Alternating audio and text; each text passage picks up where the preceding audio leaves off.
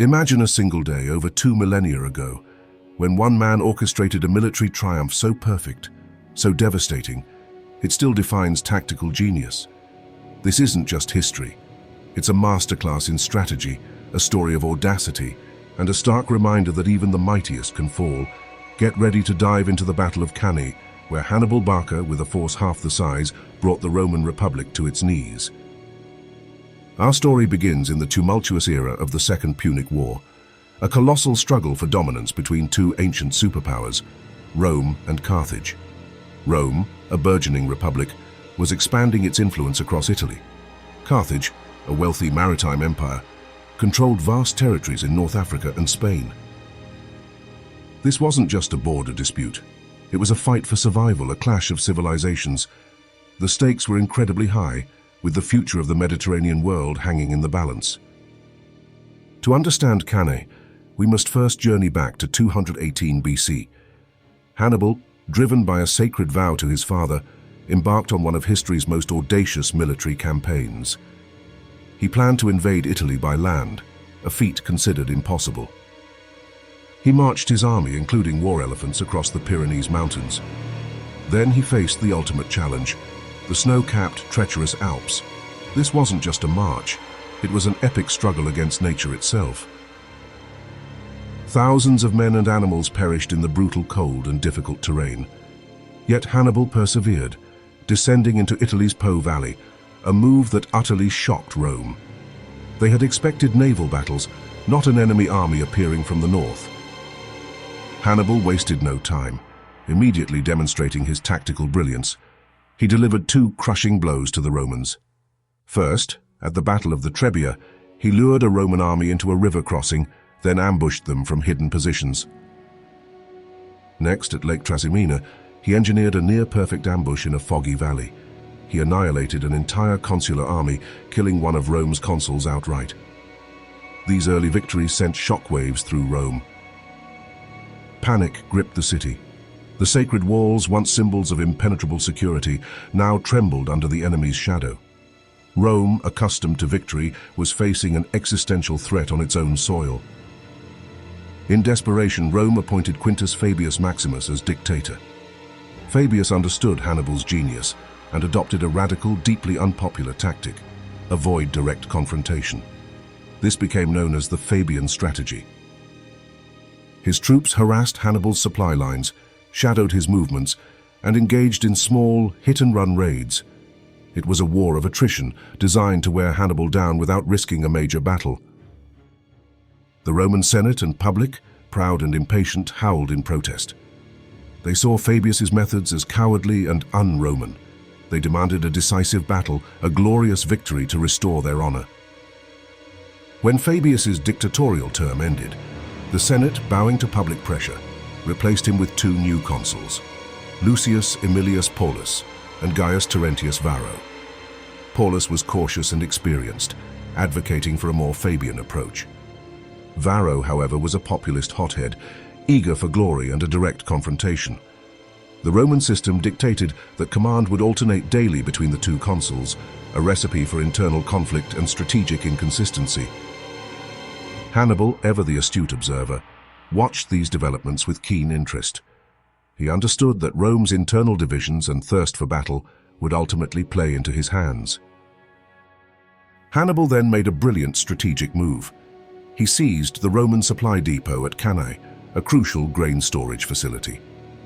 This placed him directly between Rome and its vital lifelines. This act compelled Rome to march forward. Their honor, their need for supplies, and their overwhelming pride all dictated that they confront Hannibal. The trap was meticulously set. Rome was now marching directly into the battle Hannibal wanted, on a battlefield of his choosing. The stage was perfectly prepared for his greatest masterpiece. Hannibal meticulously picked a battlefield near Cannae that appeared innocent but was lethal in its geometry. The plain was wide enough for a large army, yet strategically narrowed by the Aufidus River on one side and hills on the other. This terrain prevented Rome's massive army from deploying its full strength or flanking maneuvers freely. Furthermore, Hannibal oriented his troops with their backs to the south. This meant the Romans had to approach from the north, facing the rising sun and seasonal winds. All day, dust and sand would blow directly into the Roman soldiers' eyes, a subtle yet significant disadvantage. Every detail was considered, every element turned to his advantage. Varro, commanding on that fateful day, deployed the Roman army with traditional Roman confidence. He massed his 80,000 infantry and 6,000 cavalry in deep, dense lines.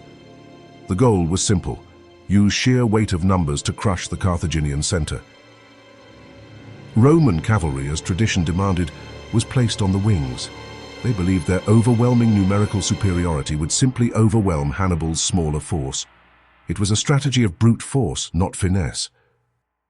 Facing them was Hannibal's diverse army, about 40,000 infantry and 10,000 cavalry.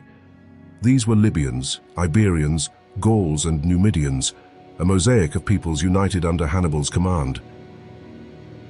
Hannibal's arrangement was nothing short of extraordinary, a stroke of tactical genius.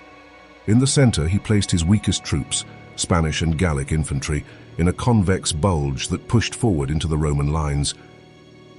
To an onlooker, this might have seemed like overconfidence or even a blunder, an invitation for the Romans to attack. However, behind and flanking this bulge, he positioned his veteran African infantry, hidden and held in reserve until the precise moment.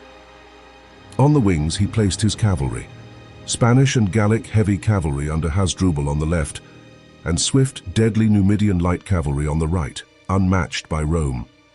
This wasn't a mere line of battle, it was a living trap, designed to breathe inward. The battle commenced on the morning of August 2nd, 216 BC. The first decisive blows were struck not in the center, but on the wings. Hasdrubal's heavy cavalry on the Carthaginian left swiftly crushed the Roman horse on their opposing wing. But Hasdrubal did not pursue them off the field. In a critical maneuver, he swung his cavalry around behind the Roman lines. His objective was to strike the Roman rear as the main trap began to close. Meanwhile, the Romans surged forward in the center, their momentum seemingly unstoppable. They believed they were breaking Hannibal's lines, pushing back his weaker troops. The Spanish and Gallic troops in Hannibal's center began a controlled, purposeful, feigned retreat. The convex bulge gradually turned into a deeper U-shape, drawing the Roman legions deeper and deeper into the fold. Varro and his officers, blinded by their perceived success, believed they had the upper hand. They pushed more and more men into the Carthaginian center, widening the squeeze. As the Roman lines compressed inward, their flanks became dangerously exposed. This was the moment Hannibal's veterans struck. The hidden African infantry pivoted outward, attacking the Roman flanks with devastating force. Suddenly, the Romans were under attack from the front, left and right. The coup de grace came from behind. The Carthaginian cavalry, having defeated the Roman horse and circled back, now attacked the Roman rear. The encirclement, the now famous double envelopment or pincer movement, was complete.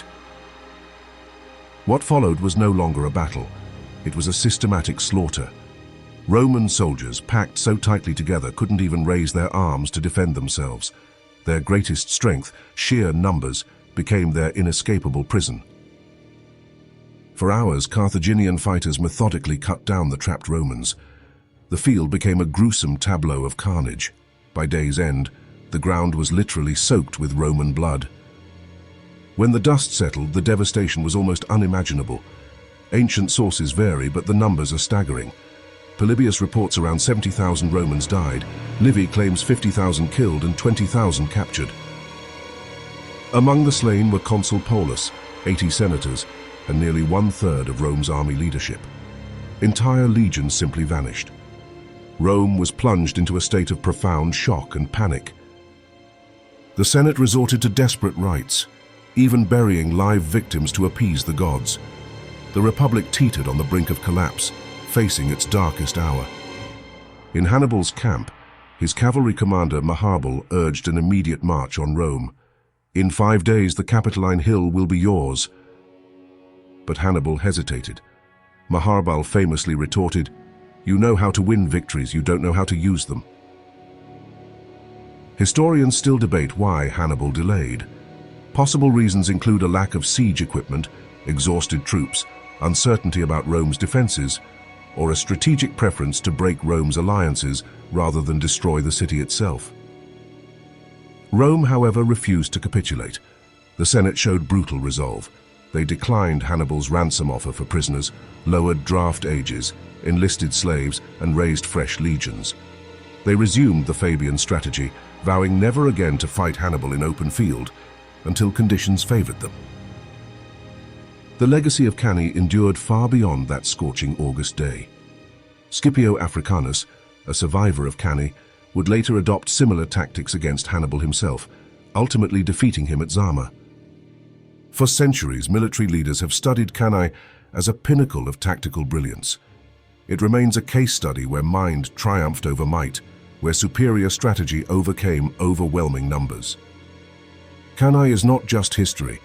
It's a timeless lesson in leadership, adaptability, and the power of innovative thinking. It teaches us that even in the face of overwhelming odds, strategic genius can reshape the course of history. Cannae wasn't about who had more men or better weapons. It was about psychology, terrain, timing, preparation, and audacious leadership. Hannibal forced Rome to betray its core strengths, then turned them into its fatal weakness. Yet his masterpiece didn't win the war. Rome's resilience and unending manpower eventually wore him down. The genius of one man nearly shattered a republic, but Rome would rise again, laying the foundations for an empire. If you love exploring history's greatest military minds and the pivotal moments that shaped our world, hit that subscribe button and ring the notification bell. More deep dives and fascinating stories await, and we want to hear from you. Should Hannibal have marched on Rome immediately after Cannae?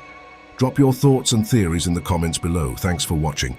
Until next time, let history teach us greatness.